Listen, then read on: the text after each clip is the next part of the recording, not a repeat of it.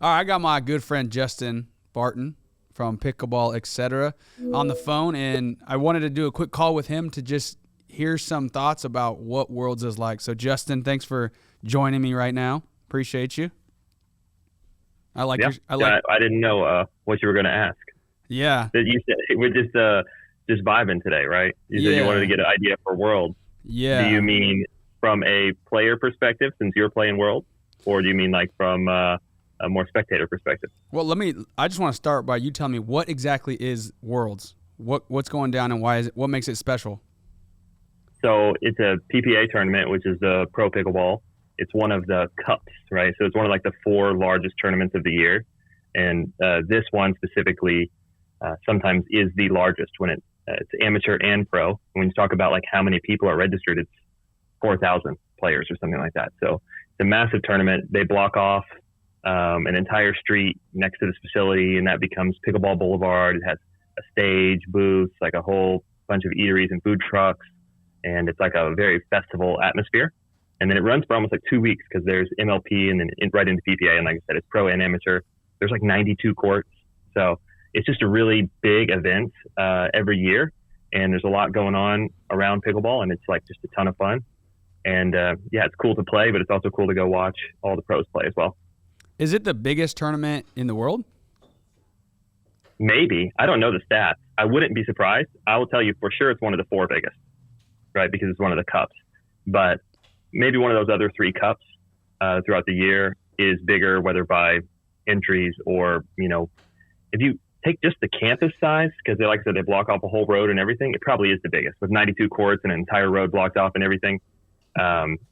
But yeah, there's a lot going on, and it's sort of the end of the year, right? So you have like all the pros they're getting their standings and their points throughout the year. And then now we're into November. So this one matters a lot on the pro play stage. So in that way, it's one of the biggest, just because, like I said, the year's wrapping up. I've heard that this is one of the few tournaments where you're actually amateurs are playing alongside pros in the same place. Is that true? No, a lot of the PPAs are like that. Okay. Yeah. So, but that's why pickleball is like so accessible at the pro level, unlike anything else. You wouldn't go to like an NFL game and like be playing tailgate pickup and then like look over and there's a pro player like playing right next to you. You know what I mean? Pickleball sometimes, rarely, but sometimes you'll end up on a court playing your match in your division, and then right next to you or 2 courts down is a pro division with pro players who they're also playing right there. Wow. So, and they're walking around, the same place as you are. You'll catch them, getting food at the same pizza place that everybody else was going to.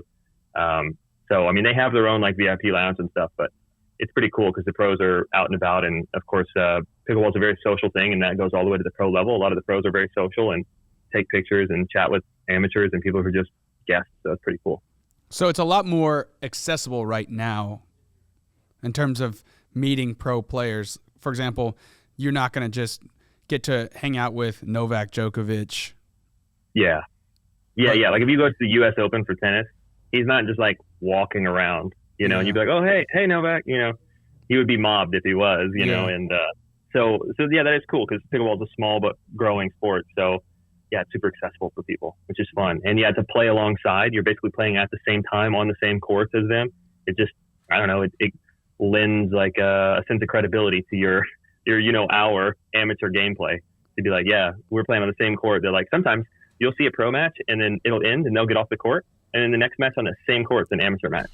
And that could be yours. You could be playing on the court like directly after a pro that you watch and like. So wow, pretty cool. So the pro tournament is happening throughout the week as well. It's not like amateurs play and then pros play.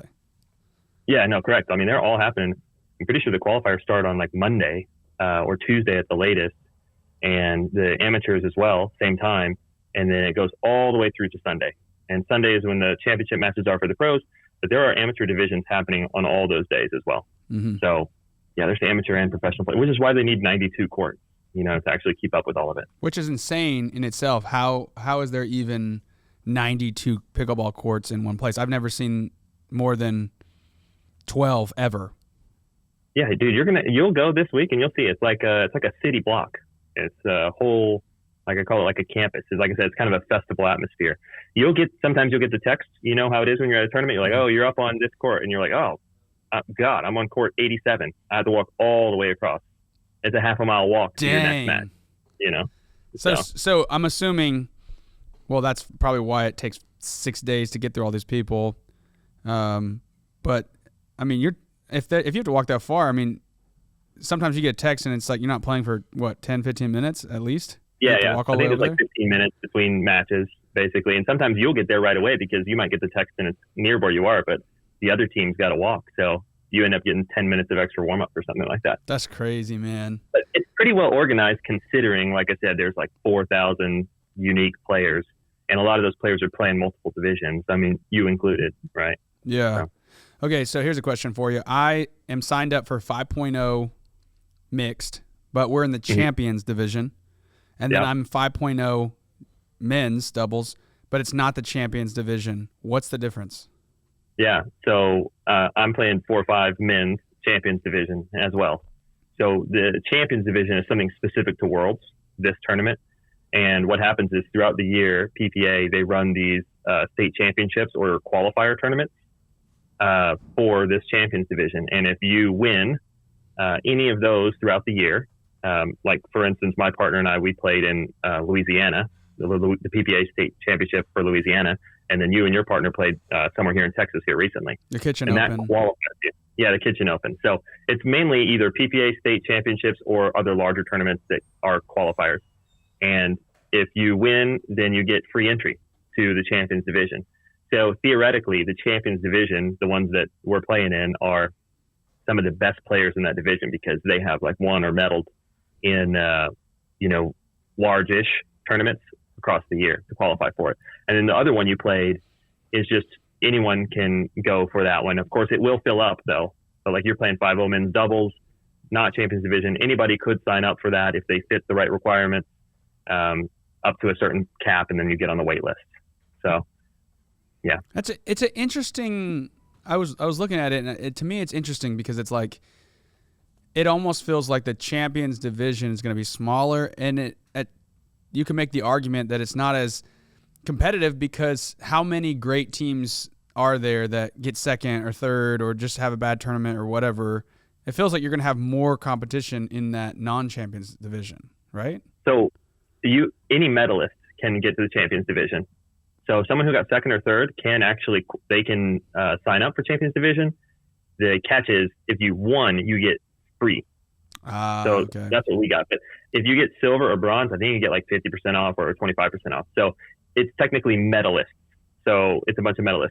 But to your point, the divisions are smaller for a lot of the champions divisions that I looked at, but mainly that's happening because all the ones I saw, the champions divisions are happening on weekdays. And then just the general amateur division, like are you playing 5-0 men's on a Saturday? Yes. Yeah, most of the general amateur ones that aren't champions division are on Saturday or Sunday, or maybe sometimes Friday. But all the champions division ones, like I'm playing on Wednesday, Yeah. And I think you are too. Are you playing Wednesday? I'm playing Thursday. Yeah. So I think that has a part to do with it. But yeah, I think they are slightly smaller divisions, although I think I still have like 12 or 16 teams in ours. So it's not super small and maybe more competitive because, like you said, you got a 12 or 16 medalists in that division. How do you compare the competition from this tournament to other big tournaments? It'll be pretty good. I think it's probably not going to be as good as if you were in a pickleball hotbed city, somewhere like, like Fort Lauderdale, Florida, or Southern California, or Phoenix, Arizona, and you do a money ball, like in one of those kind of, like I said, pickleball hotbeds. So they have a ton of really competitive teams, and then you put more money on it, then those are going to be some of the most competitive tournaments. And then I think this is like just a step down from that. And then a local tournament, where it's just kind of a smallish thing that maybe is not a huge organizer, that's a big step down from this. So I would say quite competitive, but probably not the most competitive you could compete at. Like if you're going to do 5-0 men's, it's probably not the most competitive 5-0 men's tournament in the country or anything like that. Is there anything for winning? I don't think so. Bragging rights and medals. You get medals, pretty cool medals last year. And then, just self-improvement, bragging rights. At least, luckily for us with the champs division, we didn't have to pay for the registration, which is pretty expensive. Yeah. So $135, man. That's a lot. No joke. Which is nice because when I signed up, I got that free, and then I could play both events, but only have to pay for the events themselves, which is still $40, I think, each. But yeah. But I mean, saved $135 was a lot. What kind of activities are going to be there besides just playing pickleball? Well, of course, watching the pros. If you want to do that, you could do that anytime. And then, like I said, there's Pickleball Boulevard. There's like a stage there. There's concerts at night, but during the day, there's like random events with sometimes funny, sometimes informative. Like there's Q&As with, brands and brandos and pickleball stuff. There's also little shows, and then there's all kinds of show courts and like giveaway courts happening all the time where it's not like a real play. It's like, hey, hit this soda can with your serve and win a free paddle type thing. And then you can just walk around and check all that out. But mostly it's going to be either playing or watching. Mm-hmm. But it's kind of cool, especially for us since we're semi-local. There's going to be so many people that we know playing. Yeah. So we're either going to be playing or watching somebody we know or watching a pro or things like that. And then, of course, there are private events that usually happen in the evenings because everybody's in town. So it's like a perfect time for these brands to do these marketing events and private events, which are, usually invite only, but can be very cool. Yeah. What are you most excited for this time around? Ironically, it's not playing because I'm going to be there like the whole week. I'm staying like Tuesday through probably Sunday. And we play on Wednesday, and I'm like sort of happy I get my playing out of the way first because that's the most pressure-filled part for me. I am excited for that, but, it'll be cool after that's done and the pressure's off my shoulders. And then for me personally, I have a lot of work stuff going on this year, but not work in a bad way. For some of my clients that I'm consulting for, there are some private events and different things that are kind of get showcased, and I get to kind of put that hat on and be in a kind of public light and talk about some of my work that I've been really excited about over the last 9 months and I haven't been able to talk about. Mm-hmm. A lot of my work is like under NDA until it isn't, and then I'm finally hitting that point where I get to talk about stuff. So that's what I'm most excited for, but that's very specific to me. What are you most excited for? Dude, thanks for asking. I think I'm most excited to just feel the energy of that many like pickleball enthusiasts in one place, right? So really, I would say it was a month ago that I really like entered into this world, of like, obviously I've been playing for a year seriously and playing tournaments, but it was a month ago that I was like, yo, this is like a really poppin' community that I want to be a part of. And I kind of joined with the whole starting the Instagram account, doing pickleball or pickle with Silas and making that stuff. That's been so much fun. And since I've done that, I've realized like, dude, there's so many people that are in this community that I could just connect with so fast. I don't know how it is the way it is, but I feel like just in a month, I feel like I've connected with so many people, and those people are like so close to, like they're also connected to like the heart of pickleball. It's like it's not like other sports where, you're 75 levels removed from the owner of the New England Patriots, right? Right. It kind of feels like with pickleball, you're like, if you're joining right now, you're like 4 levels away, like you're that. Yeah. Like, I played, in that tournament last week and played against Ben John's sister, who I didn't even know at the time until you told me after the tournament, but I was like, this is like, I don't know pro players. I know Ben Johns because I bought a paddle on Amazon and it had his name on it. And I was like, oh, this guy named Ben Johns. But the fact that like we're that close to the heart of pickleball is strange. It's really strange, but I'm really excited to meet all these people. And then even like I said, in the last month, I feel like I've been following or being followed, connecting with all these different people who are going to be at Worlds. And I'm like, I'm about to meet these people in person, and I'm really excited for that. That's probably what I'm most excited about. Yeah, it's a small world in the right ways, right? And it's like almost a self-selecting group because it seems like the people who got into pickleball are, by definition, social or enjoy the social aspect, because it's a big part of pickleball. So it's like this self-selecting small world right now, which I agree with you, by the way. The community is awesome, and it's just like so interconnected. And yeah, just, I mean, you and I have experienced it. You know, if you're like, oh man, this brand is cool. It's like, well, we probably know somebody who knows the owner, and then can be talking to that owner like later in the same day, you know? So it's pretty cool. Yeah. I'm really excited about that. I'm also excited to play 5-0 mixed champions division. I feel like I liked mixed more than men's doubles. Yeah, I can see that. Maybe you could give me some reasons for that, but like I feel like I enjoy it more because I don't have to think as much. I'm always playing left side, and I can kind of just like go Super Saiyan. Yeah. When you do it, it's Super Saiyan. When I do it, it's monkey brain. That's what I call it. So, because it doesn't look as good when I do it. But I agree with you, by the way. Playing mixed it's weirdly more brain off, because usually, unless you're in a specific partnership, usually you have more responsibility. So it's more doing and less thinking. Yeah. Whereas men's is a little bit, can be more methodical and punishing at times. Yeah. So, yeah. Yeah. So I think, I mean, I'm going to give my best, obviously, on both. But I just feel like I feel more confident playing mixed. And I think it's just also, I don't know, it's such an interesting dynamic. I've played many sports in my life, and it's always just guys only. Yeah. And so true. Getting to play a sport where it's super competitive, but there's two girls on the court, it's just fun. Like, it's a different dynamic.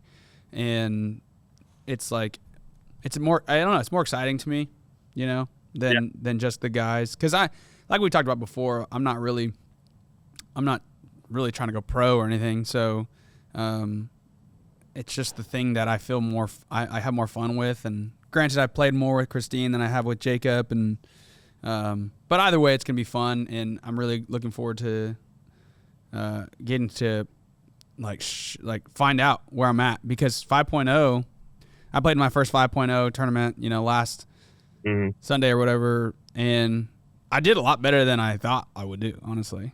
And so you did good. I'm really excited to see where we go. Yeah. You got good partners, so you're in good hands this week. So, yeah. And then there'll be a lot of fun just hanging out too. Like, you'll be there some of the days, and it's funny. It's like there's so many courts, and they're not always all full, especially as the afternoon goes on. So just like random rec games just like bust out, you know? Yeah. And you never know. Maybe someone who's like seeing your Instagram reels is going to be like, hey, you're that dude who dives unnecessarily. They'll be like, you want to get a game? And you'll be like, sure. Yeah. You know? Yeah, for sure. Yeah. I mean, I've already even messaged a couple people that I met on Instagram, and I was just like, hey, let's play. And they're like, when we go to Worlds, we can hit or whatever. And so, yeah, I'm super excited for that. Talk about a little bit for like creators, from a pickleball content creator. Why is this tournament special for that? It's good because of exactly what you said earlier about it being like a very interconnected small world. This is a tournament that brings a lot of people from the industry. So a lot of content creators, this is like the one that a lot of people mark their calendars for. Okay, we're all going to this. We're all going to Worlds in Dallas. And when I say people, I mean other creators and owners of companies and like anything like that. If you wanted to do any content with the pros, you could do that at any tournament probably.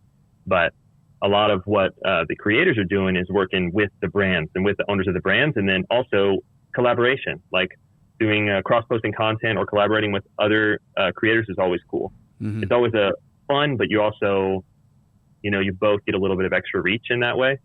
So I think it's just a good time, and that's, you know, historically what's happened. It's been like, it happened kind of organically. This is just a tournament that most people decided to go to because it was the biggest.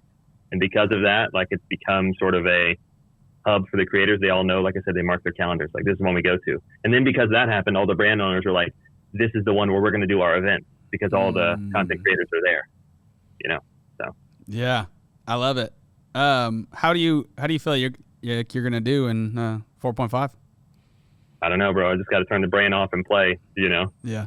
I try not to have expectations. I just want to compete well and, you know, be in a good headspace. For me, you know me, that's like more important for me, like the mental more than the physical. Mm-hmm. So, I have my partner Lewis, who like I do the podcast with. He's like my best friend. Like the vibes are going to be high. So I'm not right now thinking about how many wins and losses that we're going to get. I'm like, let's go have a great time. Let's keep the vibes high on the court and turn the brain off and just like have fun and play our best. So I love that, dude. We'll see. I love that, man. I'm super excited. So you said you're going up tomorrow? Yep. Going up tomorrow. What time do you start on Wednesday? 1 p.m. Okay, cool. I should be up there probably around then, so I'll be sure to catch some of your games. Yeah, perfect weather for us all week. Man, so I'm excited, man. I'm excited. Anything else you feel like somebody who's never been should know before going? No, just have fun. You know what I mean? Keep your schedule flexible as possible because you'll want to just make your way around. And like I said, maybe you play random rec games, maybe you don't, maybe you go to this event, maybe you don't. You know. Just see what it has to offer you because we're talking about all these things that are happening, but there's even more happening that we don't know about. Right. You know? Yeah. So, yeah, I think you got the right mindset. Just go to socialize, connect, and have fun.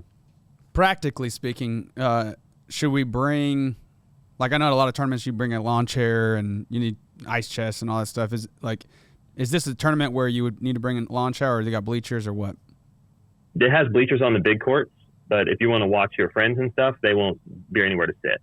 So, and definitely don't bring a cooler because you'll be walking a lot and it's going to be heavy, right? Okay.